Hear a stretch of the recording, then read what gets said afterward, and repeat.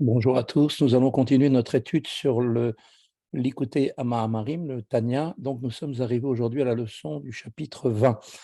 Alors dans les chapitres précédents, nous avons étudié l'affirmation de la Torah selon laquelle il est très proche, Kikarov Elecha, c'est-à-dire il est aisé d'accomplir tous les commandements de la Torah avec amour et crainte de Dieu.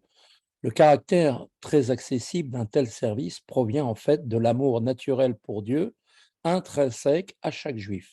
Cet amour provient de la faculté de Chokhmah, la sagesse, de l'âme divine, dont est revêtue la lumière du Ein Sof, la lumière de l'infini. C'est cet amour qui fait qu'un juif, quel que soit son niveau spirituel, eh bien, sera prêt à donner sa vie plutôt que de nier l'unité de Dieu. Et en fait, s'il ressentait que chaque faute l'éloignait de Dieu, eh bien, il ne fauterait jamais, car son amour pour Dieu et la crainte de se séparer de lui ne lui permettraient pas. C'est seulement ce que nos sages appellent un esprit de folie, Ruach, une inconscience inspirée par la klipa, les forces du mal, et qui donne l'illusion que la faute ne porte pas atteinte à son attachement avec Dieu, et donc qu'il insiste à fauter qui l'incite à fauter. Pardon. Cependant, lorsqu'il est mis en demeure d'accepter l'idolâtrie, eh bien là, à ce moment-là, cette illusion n'est plus possible. Il lui apparaît clairement alors que c'est le lien lui-même qui l'attache à Dieu qui risque d'être rompu à ce moment-là. Et alors, cet amour intrinsèque se dévoile alors, et aussi donc le pécheur, qu'il soit quel qu'il soit, eh bien, est prêt à endurer les pires souffrances plutôt que d'abandonner sa foi en l'unité de Dieu. Donc c'est de même, ce même pouvoir de sacrifice de soi, nous explique l'Admour Azaken, qui peut aussi donner la force à un juif de refuser toute transgression et d'accomplir tous les commandements. Or, si seule une épreuve où la foi est clairement remise en cause permet d'éveiller cet amour, alors la question qu'on se pose, c'est comment cet amour peut-il inspirer l'accomplissement de tous les commandements? Eh bien, dans le chapitre qui suit, l'Admorazaken va commencer à construire la réponse à cette question en nous expliquant le lien fondamental qui relie le précepte de la foi avec l'unité de Dieu. Le premier, donc, des 10 commandements, comme on le sait, Dieu nous a dit dans les 10 commandements, je suis l'Éternel ton Dieu, Anochi, Hachem, Elokecha. Et tous les commandements positifs d'une part, et d'autre part, dans le deuxième commandement, l'interdiction relative à l'idolâtrie, tu n'auras pas d'autre Dieu, eh bien, sont considérés à ce stade tous les commandements négatifs. Voilà le texte, donc, nous allons démarrer, Perek Chav. והנה מודעת זאת לכל כי מצוות והאזהרת עבודה זרה, שהם שני דיברות הראשונים, אנוכי ולא יהיה לך, הם כללות כל התורה כולה. Or, il est connu de tous que le commandement positif de croire en l'unité de Dieu et la mise en garde relative à l'idolâtrie qui constituent en fait les deux premiers commandements dans les 10 commandements, je suis l'Éternel ton Dieu, Anochi Hashem Elokecha, et tu n'auras pas d'autre Dieu, En lecha Elokim Acherim, comprennent à eux deux toute la Torah entière. Qui, Dibur Anochi, parce que le premier commandement, qui dit je suis l'Éternel ton Dieu, en fait, Kolel Kol Ramach Mitzvot Aseh, comprend tous les 248 commandements positifs, et le commandement Velo Yelecha, tu n'auras point d'autre Dieu, eh bien lui, Kolel Kol Shasa Mitzvot Lotaase, comprend tous les 365 préceptes interdits, et donc négatifs.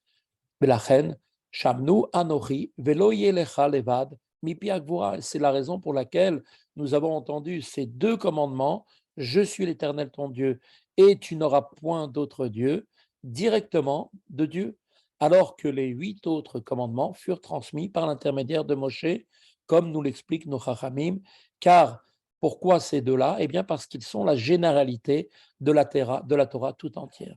Chaque juif a donc bien entendu toute la Torah de Dieu lui-même, puisque tous les commandements sont inclus dans ces deux premiers préceptes comme les détails d'une généralité.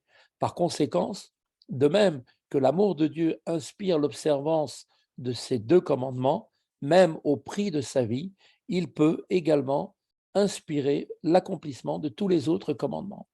Il nous reste pourtant nécessaire d'éclaircir l'idée même de relation fondamentale entre ces deux commandements et tous les autres. Comment comprendre que les commandements positifs soient considérés comme une affirmation de l'unité de Dieu, Ani Hashem Elokecha, je suis l'Éternel ton Dieu, et les transgressions comme une manifestation de l'idolâtrie pour le commandement, tu n'auras pas d'autre Dieu.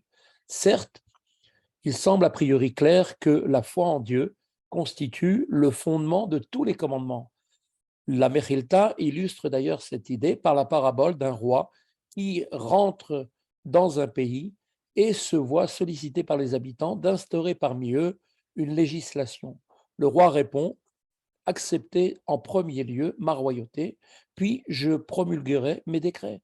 De même, la foi dans le Dieu unique est le fondement sur lequel s'appuient tous les commandements. Mais maintenant, il nous faut aussi comprendre pourquoi les deux commandements relatifs à l'unité divine sont considérés comme la Torah tout entière, tous les autres commandements n'étant qu'une extension de ces deux-là. L'expression de cette idée, eh bien, se fonde sur une définition beaucoup plus profonde du concept de l'unité de Dieu. La notion d'unité de Dieu ne signifie pas simplement qu'il n'est pas d'autre créateur que lui, mais plutôt que Dieu est le seul être existant. Voilà ce qu'il doit être nécessaire de se rappeler. En od milevado, toute existence est néant absolu devant lui et ne fait qu'un avec lui. Quand un homme agit à l'encontre de la volonté divine qui s'exprime dans les commandements, eh bien, il se détache donc de Dieu comme s'il était une entité séparée et indépendante, et cela même constitue un déni de l'unité de Dieu. Et l'homme qui transgresse, eh bien, est considéré dans cette perspective comme un idolâtre. Et donc, c'est cette idée que maintenant Rabbi Shneor Zalman va nous expliquer en détail. Le Be'er Etev Inyan Ze. Pour expliquer clairement cette idée, Tsarich le'askir trila bektsara inyan mahut arduto. Il est nécessaire pour nous au préalable d'évoquer brièvement ce qu'est l'idée et l'essence de l'unité de Dieu chez la Kadosh Baruch Hu, chez Nikra Yachid ou Miyuchad, qui est appelé un et unique. Donc, il nous faut comprendre la signification de cette expression qui se prête à maintes interprétations. Il n'est qu'un Dieu, un créateur, et il est un être un qui n'est pas composé de plusieurs forces.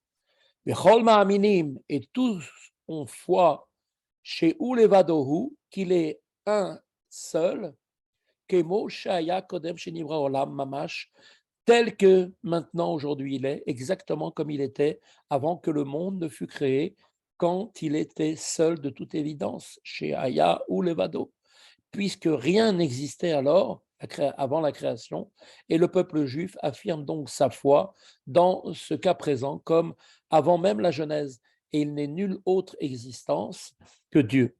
Comme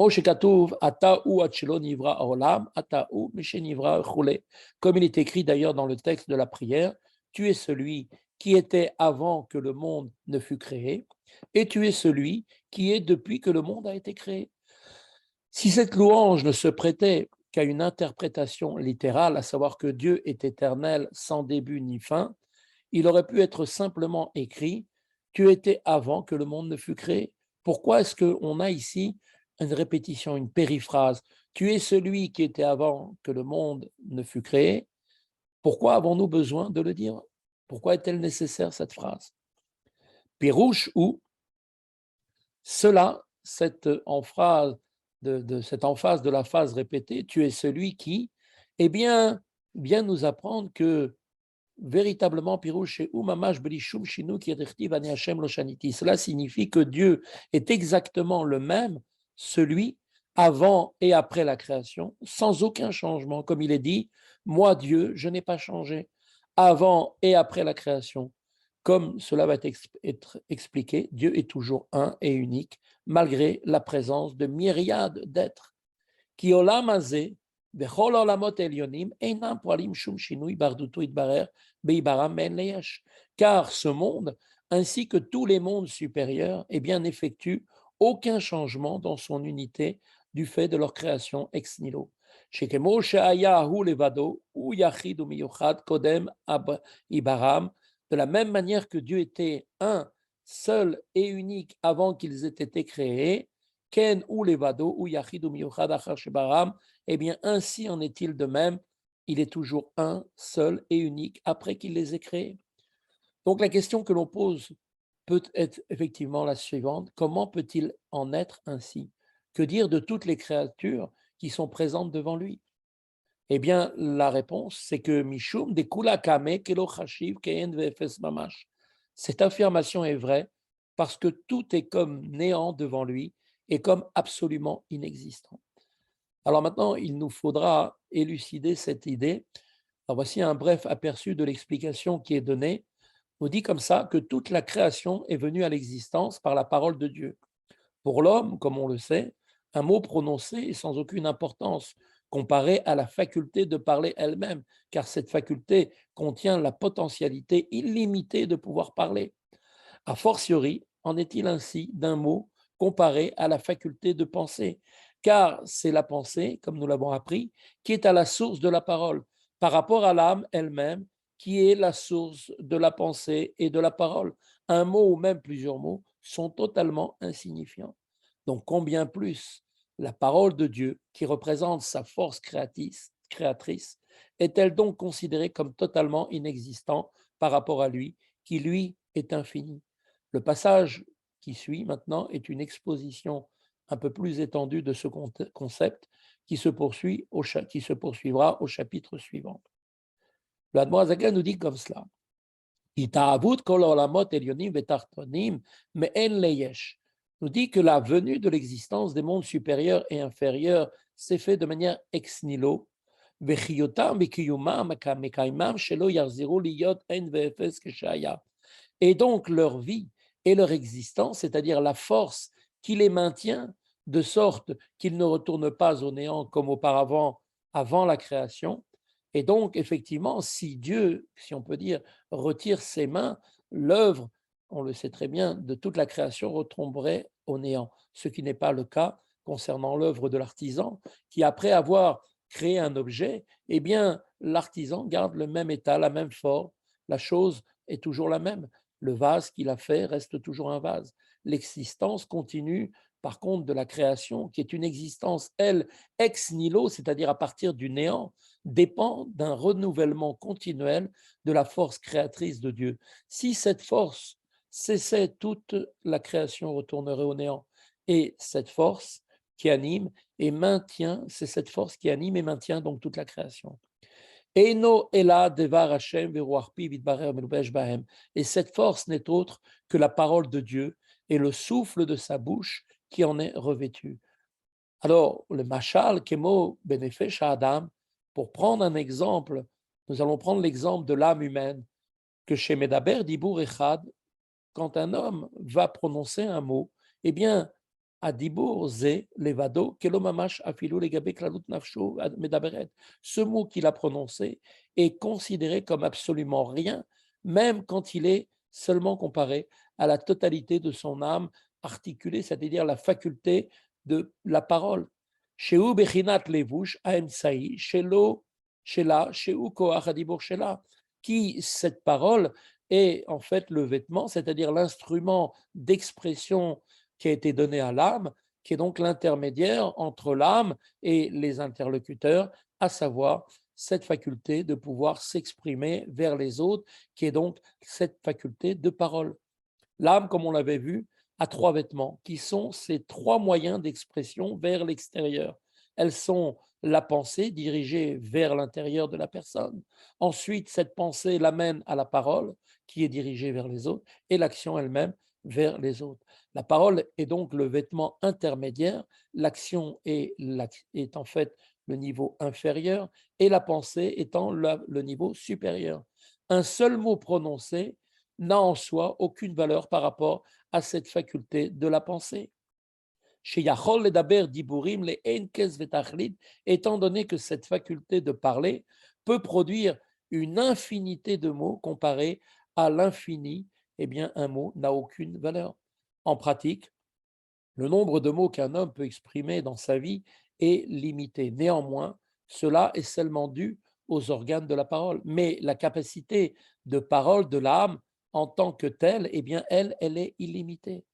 וכל שכן לגבי בחינת לבוש הפנימי שלה, שהוא מחשבה, a fortiori, il en est de même un mot en fait, est complètement considéré comme rien comparé au vêtement intérieur de l'âme, c'est-à-dire au vêtement qui est le plus proche de l'âme elle-même, à savoir sa faculté de penser, qui, comme on le sait, eh bien, est la source même des paroles et leur vitalité, comme nous l'avons appris.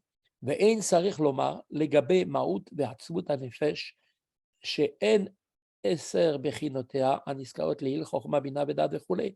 Et il est inutile de nous dire que ce mot qui est prononcé, comparé à l'essence même et à l'être de l'âme, qui sont, comme nous l'avons appris, ces 10 attributs précédemment mentionnés, les attributs de Chokhmah Bina Da'at et les 7 attributs émotionnels, eh bien, n'est rien par rapport à cela.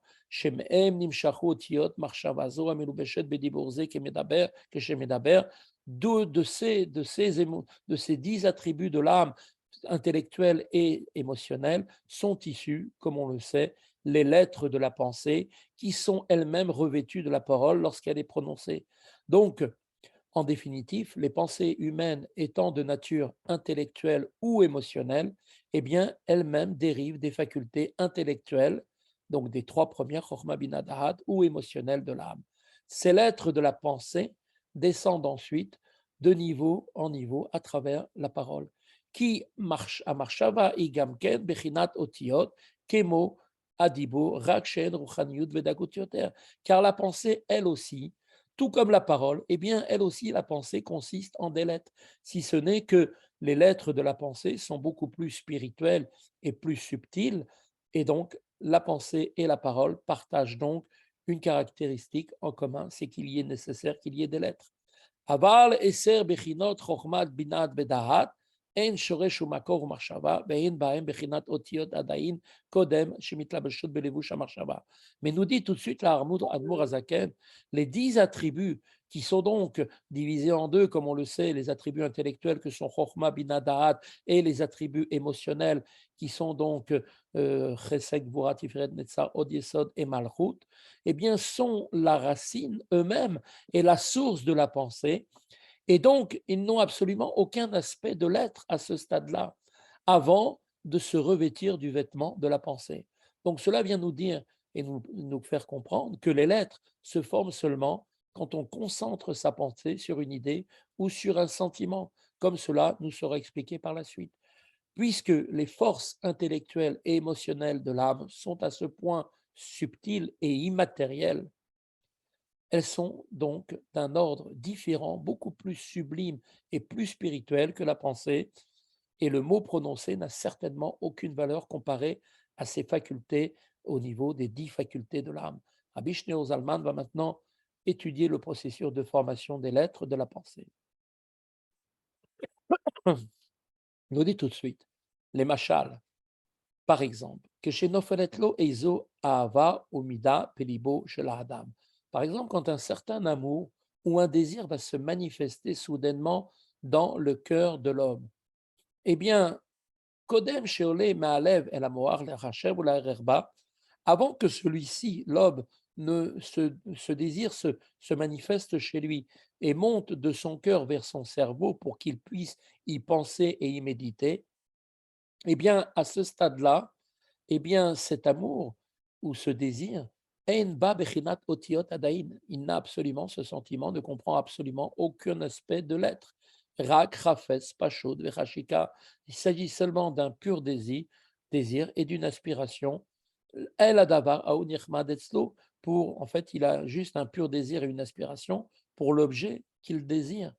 Mais Kol Sheken, Kodem Shenafla, Atahava, Bachemda, Belibo, Leoto Davar, et a fortiori, avant même que le désir et l'appétit pour cet objet ne soient apparus en son cœur, quand il se trouvait confiné au niveau de l'intellect, Chokhmah, Bina, la compréhension et la connaissance d'Ahat, Shaya Noda Eslo Oto Davar, Shehu Nichmad Benaim Betov Yafe, la Sigo Bo, c'est-à-dire que cette chose, effectivement, était bien connue de lui à ce stade des 3 premières que sont Chokhmah, Bina, Da'at, qui était quelque chose connu comme étant désirable et agréable, c'est-à-dire qu'il est bon d'obtenir ces choses-là et à laquelle il est bon de s'attacher, par exemple. Le fait, par exemple, comme kegon lilmod eizo chokma ou lechol eizo ma'achal aref, comme par exemple le fait d'étudier une certaine discipline ou de consommer quelques mets délicats à cet état d'appréciation intellectuelle de l'objet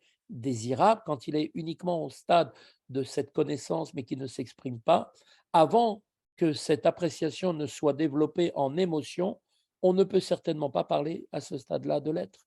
רק לאחר שכבר נפלה החמדה והתאווה בליבו, בכוח חוכמתו ושכלו וידעתו. Et c'est seulement après que le désir et l'aspiration sont déjà descendus, exprimés, sous-entendus en son cœur, au moyen de la sagesse chokhma, la compréhension bina et la connaissance da'at, ואחר כך חזרה ועלתה מהלב למוח, לחשב ולערער בה, et que ce désir, un peu comme une sorte de boomerang, eh bien, et cette aspiration sont à nouveau remontées du cœur vers le cerveau, de sorte que maintenant le cœur va penser et réfléchir à la façon de réaliser son désir en obtenant, pour pouvoir obtenir ce mets, ou bien pour pouvoir étudier ce sujet.